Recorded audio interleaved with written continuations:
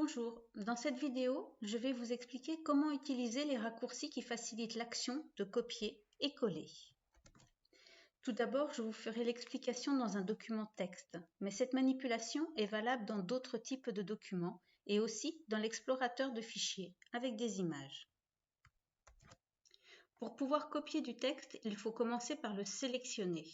Je vais donc maintenir le clic gauche de ma souris et sélectionner le texte que je veux copier. Je fais ensuite, sur mon clavier, je maintiens la touche CTRL, CTRL et la touche C appuyée, de façon à copier cette partie de texte dans le presse-papier. Si je veux la coller en bas de mon document, par exemple, je me déplace sur le bas, je clique gauche pour faire apparaître le petit curseur, et ensuite je fais CTRL, CTRL, donc toujours V, cette fois pour coller la partie de texte. Donc, CTRL V. Mon texte est copié. Imaginons cette fois que nous souhaitions, pas supprimer, mais déplacer cette partie de texte. Donc, pour la déplacer, il va falloir la couper. Toujours, je sélectionne cette partie de texte. Je fais cette fois, au lieu de faire le CTRL-C qui permet de copier, je fais le CTRL-X, CTRL-X, qui supprime temporairement la partie de texte, c'est-à-dire qu'elle la place dans le presse-papier. Je vais placer mon curseur où je veux intégrer cette partie de texte, et là je fais à nouveau coller, c'est-à-dire CTRL, CTRL, V, et mon texte apparaît à l'endroit désiré. Si je m'étais trompée, je me dis « Ah non, c'était pas cette partie-là que je voulais mettre en bas, celle-là, je veux la laisser à sa place d'origine. » Il me suffit de faire CTRL-Z, CTRL-Z, une deuxième fois. Comme ça l'a supprimé de l'endroit où je l'avais collé et ça l'a replacé à l'endroit où je l'avais au départ. Pour simplifier, disons que CTRL-Z permet d'annuler la dernière frappe, la dernière action. Nous allons maintenant faire cette manipulation avec des images dans l'explorateur de fichiers et non plus dans un texte ou dans un document quelconque.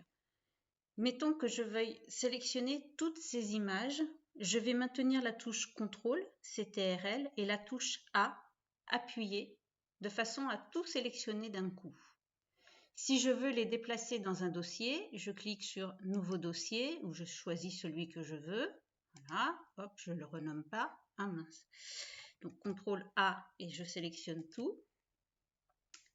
Et ensuite, il me suffit de faire un CTRL X pour les couper, donc les enlever du dossier où elles sont, et de me placer dans le dossier où je veux les mettre, et ensuite de faire CTRL V.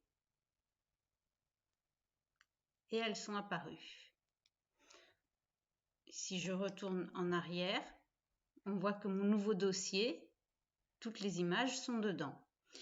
Si je décide que ce n'était pas ce que je voulais juste en mettre quelques-unes dans ce nouveau dossier, j'annule ma dernière action, donc le fait de toutes les déplacer dans le nouveau dossier, avec CTRL Z.